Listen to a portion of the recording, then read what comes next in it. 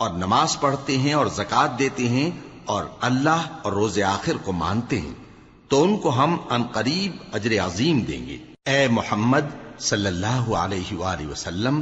ہم نے تمہاری طرف اسی طرح وحی بھیجی ہے جس طرح نوح اور ان کے بعد والے پیغمبروں کی طرف بھیجی تھی، اور ابراہیم اور اسماعیل اور اسحاق اور یعقوب اور اولاد یعقوب اور عیسیٰ اور ایوب اور یونس اور ہارون اور سلیمان کی طرف بھی ہم نے وحی بھیجی تھی، اور داؤد کو ہم نے زبور بھی عنایت کی تھی، اور بہت سے پیغمبر ہیں کہ جن کے حالات ہم تم سے پیشتر بیان کر چکے ہیں، اور بہت سے پیغمبر ہیں جن کے حالات ہم نے تم سے بیان نہیں کیے، اور موسیٰ سے تو اللہ نے خود کلام فرمایا۔ سب پیغمبروں کو اللہ نے خوشخبری سنانے والے اور ڈرانے والے بنا کر بھیجا تھا تاکہ پیغمبروں کے آنے کے بعد لوگوں کو اللہ کے خلاف کوئی حجت نہ ملے، اور اللہ غالب ہے، حکمت والا ہے۔ لیکن اللہ نے جو کتاب تم پر نازل کی ہے اس کی نسبت اللہ گواہی دیتا ہے کہ اس نے اپنے علم سے نازل کی ہے، اور فرشتے بھی گواہی دیتے ہیں، اور گواہ تو اللہ ہی کافی ہے۔ جن لوگوں نے کفر کیا اور لوگوں کو اللہ کے رستے سے روکا، وہ رستے سے بھٹک کر دور جا پڑے۔ جو لوگ کافر ہوئے اور ظلم کرتے رہے، اللہ ان کو بخشنے والا نہیں اور نہ انہیں رستہ ہی دکھائے گا، ہاں سوائے دوزخ کے رستے کے جس میں وہ ہمیشہ ہمیشہ رہیں گے، اور یہ بات اللہ کو آسان ہے۔ لوگو، یہ پیغمبر تمہارے پاس تمہارے پروردگار کی طرف سے حق بات لے کر آئے ہیں، تو ان پر ایمان لاؤ، یہی تمہارے حق میں بہتر ہے، اور اگر کفر کرو گے تو جان رکھو کہ جو کچھ آسمانوں اور زمین میں ہے سب اللہ ہی کا ہے،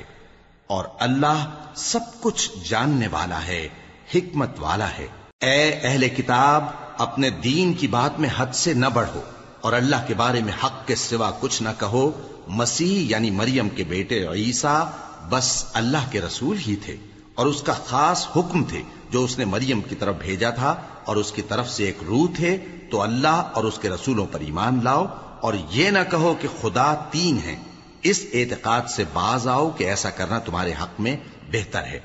اللہ ہی معبود واحد ہے، اور اس سے پاک ہے کہ اس کی اولاد ہو۔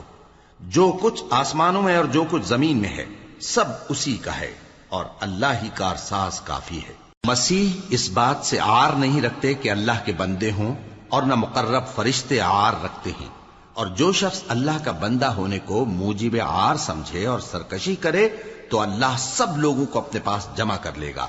اب جو لوگ ایمان لائے اور نیک کام کرتے رہے وہ ان کو ان کا پورا پورا بدلہ دے گا، اور اپنے فضل سے کچھ زیادہ بھی عنایت کرے گا، اور جنہوں نے بندہ ہونے سے عار و انکار اور تکبر کیا تو ان کو وہ تکلیف دینے والا عذاب دے گا،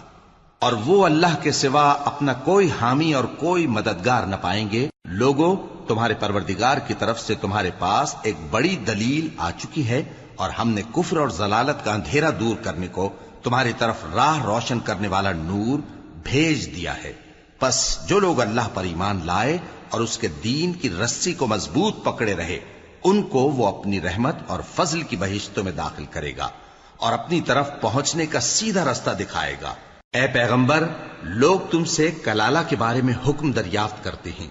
کہہ دو کہ اللہ کلالہ کے بارے میں یہ حکم دیتا ہے کہ اگر کوئی ایسا مرد مر جائے جس کے اولاد نہ ہو اور نہ ماں باپ، اور اس کی ایک بہن ہو، تو اس کو بھائی کے ترکے میں سے آدھا حصہ ملے گا، اور اگر بہن مر جائے اور اس کے اولاد نہ ہو تو اس کے تمام مال کا وارث بھائی ہوگا، اور اگر مرنے والے بھائی کی دو بہنیں ہوں تو دونوں کو بھائی کے ترکے میں سے 2/3، اور اگر بھائی اور بہن یعنی مرد اور عورتیں ملے جلے وارث ہوں تو مرد کا حصہ 2 عورتوں کے حصے کے برابر ہے۔ یہ احکام اللہ تم سے اس لیے بیان فرماتا ہے کہ بھٹکتے نہ پھرو، اور اللہ ہر چیز سے خوب واقف ہے۔